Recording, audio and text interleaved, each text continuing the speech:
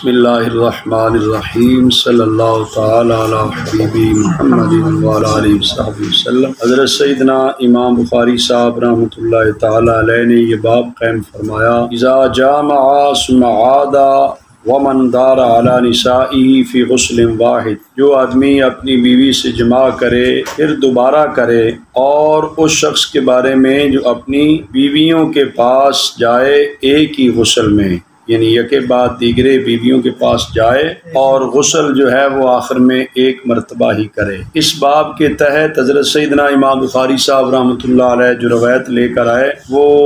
محمد بن منتشر رضی اللہ تعالیٰ عنہ سے ہے۔ وہ فرماتے ہیں، میں نے حضرت ام المؤمنین سیدہ عائشہ صدیقہ رضی اللہ تعالیٰ عنہا کو اس بات کا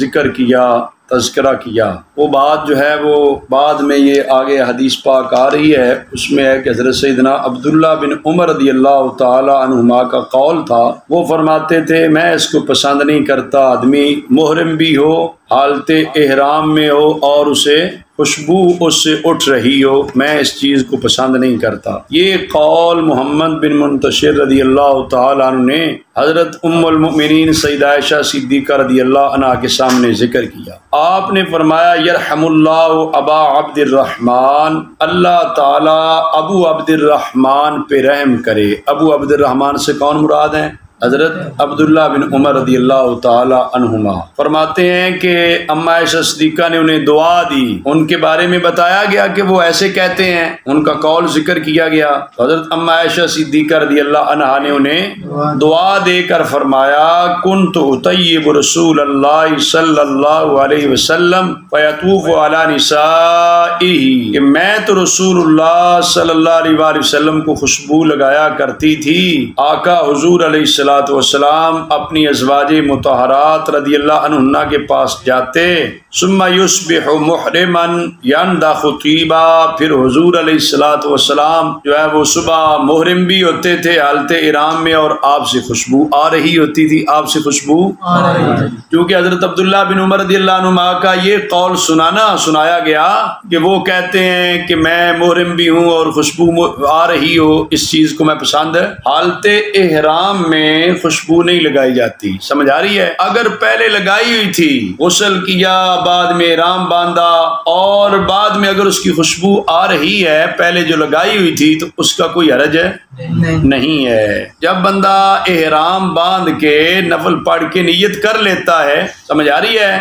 لبیک اللہم لبیک کا تلبیہ پڑھ لیتا ہے، احرام کی پابندیاں شروع ہو جاتی ہیں، تو اس کے بعد خوشبو نہیں لگائی جا سکتی۔ لیکن اگر پہلے لگائی گئی تھی، اب وہ جسم سے آ رہی ہے، تو یہ منع بھی۔ تو حضرت اما عائشہ صدیقہ رضی اللہ عنہ کو جب یہ پتا چلا کہ حضرت عبداللہ بن عمر رضی اللہ عنہ ایسے کہتے ہیں، تو آپ نے فرمایا اللہ تعالیٰ ان کے رحم کرے، میں تو حضور کو خوشبو لگاتی تھی، آپ جو ہے وہ صبح حالت احرام میں جب ہوتے تھے خوشبو وہ آ رہی ہوتی تھی، اور غسل کے بعد بھی خوشبو تو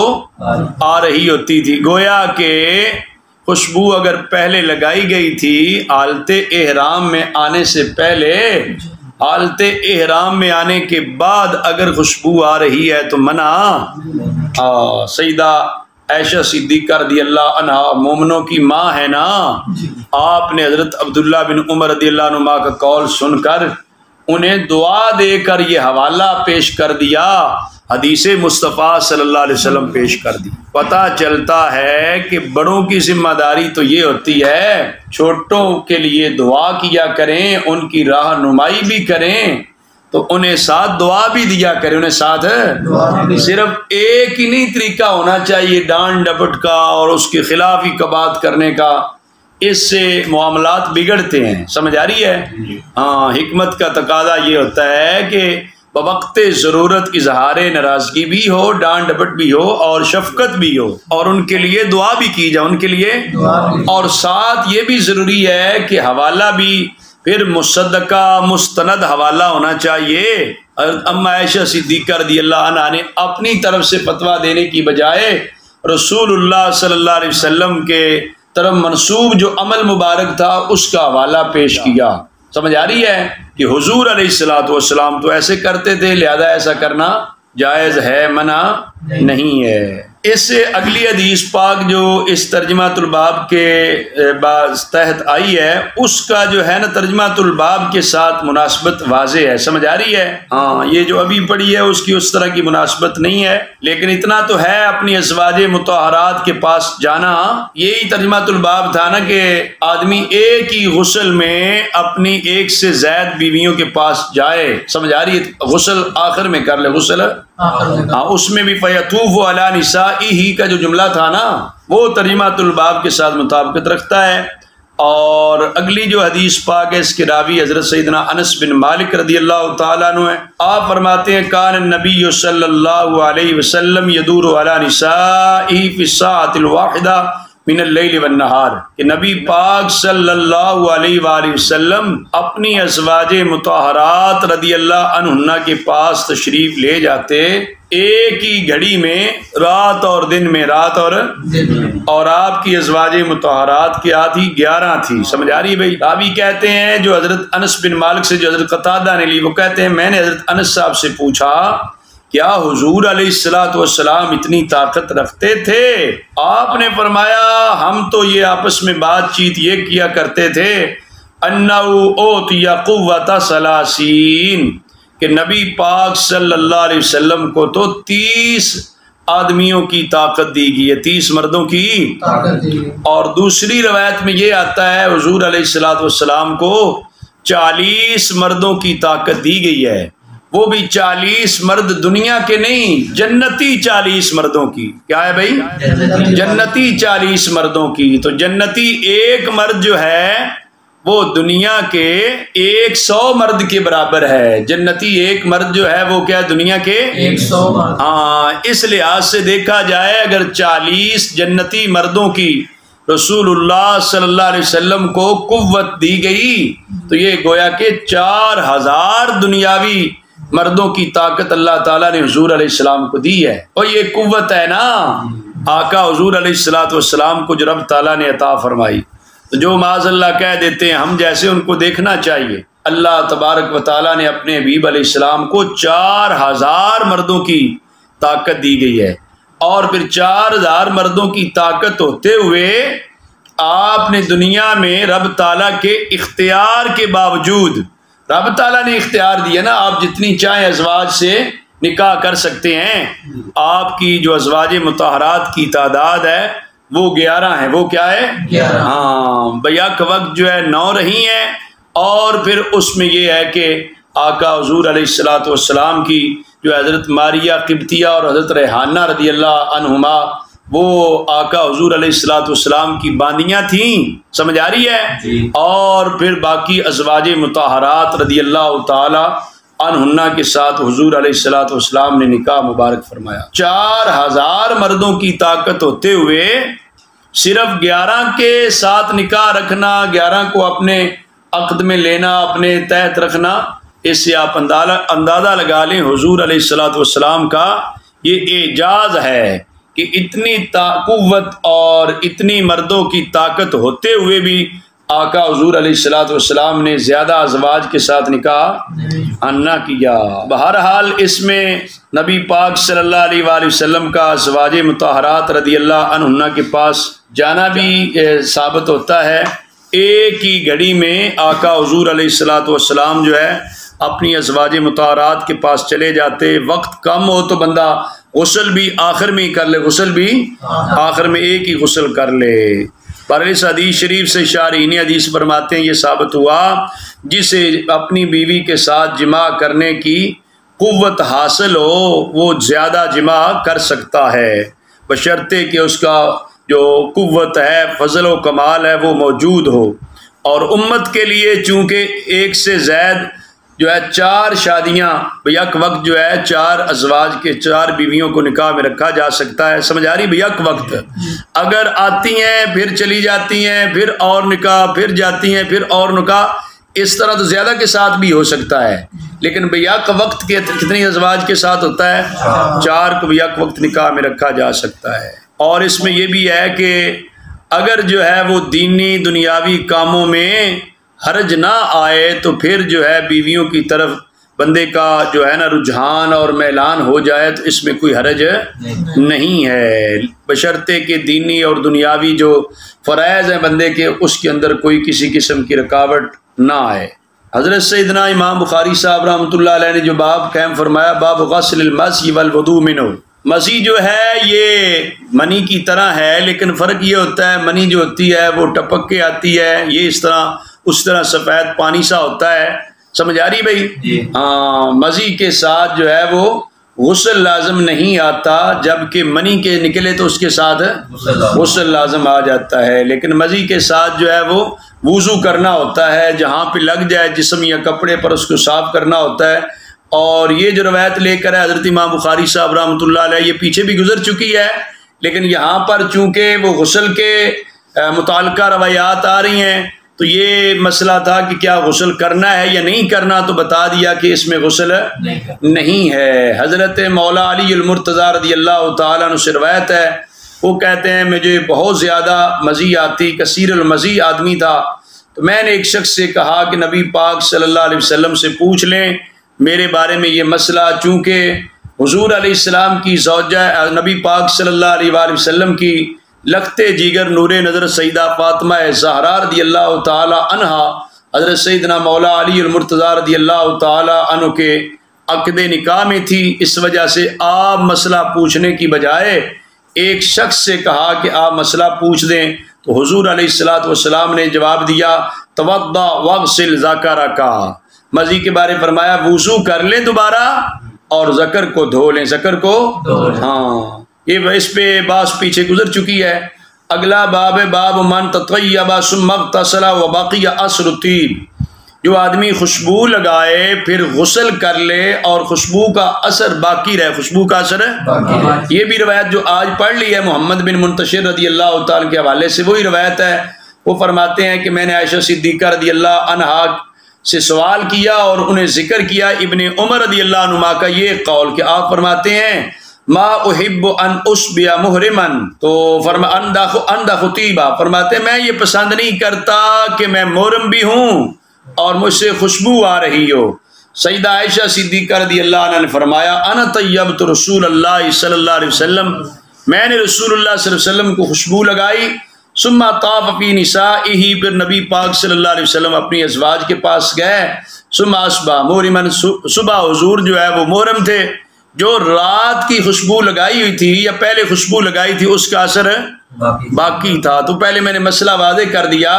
کہ حالت احرام کی پابندیاں جب شروع ہو جاتی ہیں پھر خوشبو نہیں لگائی جاتی، پہلے اگر لگائی گئی تھی اس کا اثر بعد میں باقی ہے تو اس میں کوئی کباۃ اور حرج نہیں ہے۔ اور اس حدیث شریف سے یہ بھی آپ سمجھتے ہیں کہ حضرت سیدہ عائشہ صدیقہ رضی اللہ عنہا کتنی خوش نصیب خاتون تھی جنہیں نبی پاک صلی اللہ علیہ وآلہ وسلم کی خدمت کی سعادتیں میسر تھیں۔ اسی باب کے تحت حضرت اما عائشہ صدیقہ رضی اللہ تعالی عنہ کی ایک یہ بھی روایت ہے، یا فرماتی کہ انی انظر الی وبیس الطیب فی مفرق النبی صلی اللہ علیہ وسلم وهو محرم، فرماتی ہیں نبی پاک صلی اللہ علیہ وآلہ وسلم حالت احرام میں تھے تو آپ کی مفرق یہ ہوتی ہے مانگ،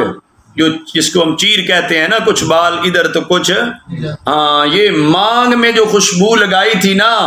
حضرت سیدہ عائشہ صدیقہ رضی اللہ عنہ فرمایا کرتی گویا کہ میں ابھی بھی اس کی چمک دیکھ رہی ہوں، ابھی بھی اس کی چمک ہے، جو خوشبو میں نے رسول اللہ صلی اللہ علیہ وسلم کی مانگ میں لگائی تھی اس کی چمک ابھی بھی مجھے دکھائی دے رہی ہے۔ یہ محبت کا اظہار ہے، نبی پاک صلی اللہ علیہ وسلم کے ساتھ لگاؤ کا بھی اظہار ہے، اور نفس مسئلہ بھی بیان ہو گیا کہ حالت احرام میں تھے تو خوشبو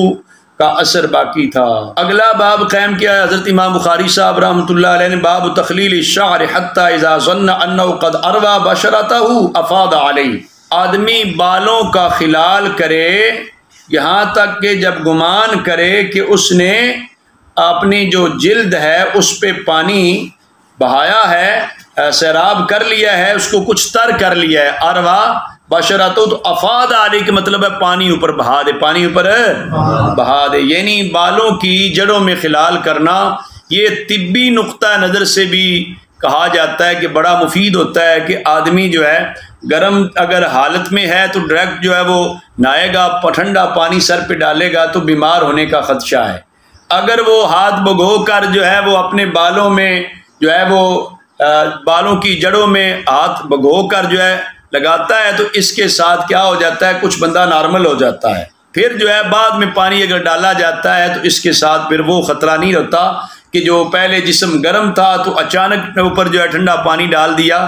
اس سے جو نقصانات ہونے تھے اس سے بندے کی بچت ہو جاتی ہے کہ بندہ پہلے کیا کر لے، بالوں کا خلال کر لے، پانی کی ہاتھوں کو بھگو کر جو ہے وہ ہاتھوں کی انگلیاں جو ہے بالوں میں ڈالی جائیں، اس طرح جو ہے وہ جسم سر کے جو بال ہیں ان کی جلد آگے نیچے ہے، جلد تک بھی پانی کچھ پہنچ چکا ہو تو پھر پانی اوپر بہائے۔ حضرت سیدہ عائشہ صدیقہ رضی اللہ عنہ فرماتی ہیں کہ رسول اللہ صلی اللہ علیہ وآلہ وسلم غسل جنابت فرماتے تو دونوں ہاتھوں کو دھوتے اور وضو کرتے نماز کی طرح کا وضو فرماتے۔ اور یہ بھی دیکھو نا مسنون طریقہ جو غسل کا ہے اس کے اندر پہلے وضو بھی رکھا گیا،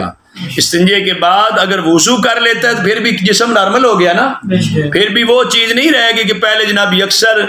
گرم تھا تو اب اچانک ٹھنڈا پانی پڑ گیا۔ اگر وضو کر لینے کے ساتھ بھی اعضاء جو ہے ان پر پانی پہنچے گا تو وہ بندے کی جو طبیعت ہے وہ نارمل ہو جائے گی، وہ پانی برداشت کرنا آسان ہو جائے گا۔ فرماتے ہیں کہ نماز کی طرح کا وضو کرتے نبی پاک صلی اللہ علیہ وسلم غسل جنابت سے پہلے، ثم اغتسل، پھر نبی پاک صلی اللہ علیہ وسلم غسل فرماتے، ثم تخلل بیدہ شعرا، تو پھر کیا ہے نبی پاک صلی اللہ علیہ وسلم اپنے ہاتھ مبارک کے ساتھ اپنے بالوں میں خلال کرتے، یہاں تک کہ جب یہ خیال فرماتے کہ اس کی جو جلد ہے اس کو تر کر لیا ہے یا اس کو سراب کر لیا ہے تو افاض علیہ الماء ثلاث مرات، نبی پاک صلی اللہ علیہ وآلہ وسلم 3 مرتبہ پانی بہاتے، 3 مرتبہ پھر جو ہے نبی پاک صلی اللہ علیہ وسلم سارے جسم پر پانی بہاتے تھے، یعنی پہلے جو ہے نا وہ سر پر، پھر باقی سارے جسم پر، دائیں اور بائیں۔ حضرت عائشہ صدیقہ رضی اللہ عنہ فرماتی ہیں میں اور رسول اللہ صلی اللہ علیہ وآلہ وسلم ایک ہی برتن سے غسل کر لیا کرتے تھے، نغرف منہ جمیعا، اسی برتن سے ہم دونوں چلو بھرتے تھے۔ سمجھ آ رہی بھائی؟ امیاں بیوی جو ہے اکٹھے ایک ہی بالٹی ایک ہی برتن میں پانی ہے تو اس سے غسل کر سکتے ہیں۔ اگلا باب قائم فرمایا، باب من توضأ فی الجنابۃ غسل سائر جسدہ ولم یعد غسل مواد الوضوء منہ مرہ اخرى۔ فرماتے ہیں کہ جب غسل جنابت کرتے وقت وضو کر لے اور سارے جسم پر پانی بہا لے،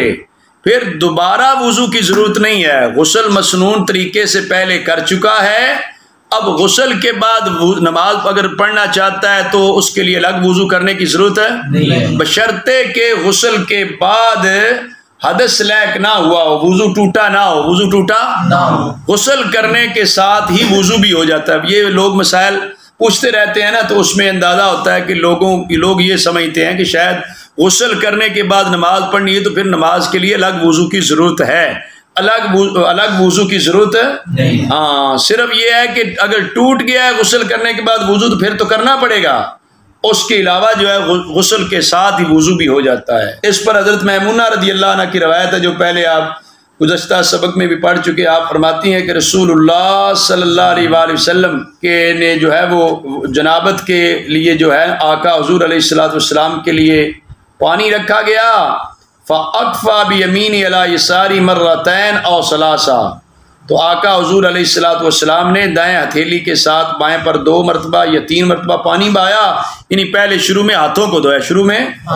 ثم غسل فرجہ، پھر جو ہے شرمگاہ کو دھویا، ثم ضرب یدہ بالارض او الحائط مرتين او ثلاث۔ راوی کو شک ہے کہ آقا حضور علیہ الصلوۃ والسلام نے استنجا کر کے ہاتھ زمین پر ملے یا دیوار پر، سمجھ آ رہی ہے؟ 2 مرتبہ کیے یا 3 مرتبہ، پھر ثم تمضمض، پھر نبی پاک صلی اللہ علیہ وسلم نے کلی فرمائی، واستنشق، اور ناک میں پانی چڑھایا، وغسل وجهه وذراعيه، نبی پاک صلی اللہ علیہ وسلم نے پھر اپنے چہرے اور اپنے ہاتھوں کو دھویا، ثم افاض على رأسه الماء، پھر نبی پاک صلی اللہ علیہ وسلم نے سر پہ پانی بہایا، ثم غسل جسده، پھر سارے جسم کو دھویا، ثم تناحا، پھر الگ ہوئے اس جگہ سے، فغسل رجليه، پاؤں کو دھویا۔ قالت فرماتی ہیں فاتیت بخرقہ، حضرت میمونہ رضی اللہ عنہ فرماتی میں نبی پاک صلی اللہ علیہ وسلم کو تولیہ دیا،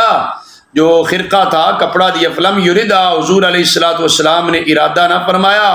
فجعل ينفض بيده، نبی پاک صلی اللہ علیہ وآلہ وسلم اپنے ہاتھ مبارک کے ساتھ جو ہے وہ جھاڑنے لگے۔ سمجھ آ رہی ہے؟ تولیہ استعمال نہ کیا تو جس طرح ہوتا ہے نا، اس طرح کر کے بندہ پانی جو ہے اپنے ایک ہاتھ دوسرے بازو پہ پھیرتا ہے، اس کے ساتھ وہ گویا کہ کچھ خشک ہو جاتے ہیں نا، قطرے وغیرہ، اور ایسے جہاں پہ بندہ وضو کرے اس کو چاہیے وہاں پر ہی پانی کے قطرے وغیرہ جو ہے وہ خشک ہو جائیں اور وہاں پر ہی گر جائیں، مسجد کی حدود کے اندر نہ گرے، مسجد شریف کے اندر مسجد کا تقدس اور احترام ہوتا ہے، اس کو آلودہ نہ کیا جائے۔ تو اس طرح کا پانی جو ہے وہ یا تولیہ وغیرہ کے ساتھ، کپڑے کے ساتھ استعمال بھی تو نبی پاک صلی اللہ علیہ وسلم نے کیا نا، یا پھر یہ ہے کہ اس طرح جس طرح آقا حضور علیہ السلام نے کیا کہ آپ جو ہے وہ اس طرح جھاڑ رہے تھے اپنے ہاتھ مبارک کے ساتھ۔ دعا ہے کہ اللہ تبارک و تعالی مجھے اور آپ سب کو عمل کی توفیق عطا فرمائے۔ اس حدیث شریف سے معلوم ہوا کہ جو غسل کے وقت وضو کر لیا جاتا ہے وہ ہی کافی ہوتا ہے، دوبارہ جو ہے اعضائے وضو کو دھونے کی ضرورت نہیں۔ غسل ہو گیا تو اس کے اندر ہی اعضائے وضو کو دھو دیا گیا ہے، اب دوبارہ وضو کرنے کی ضرورت نہیں ہے۔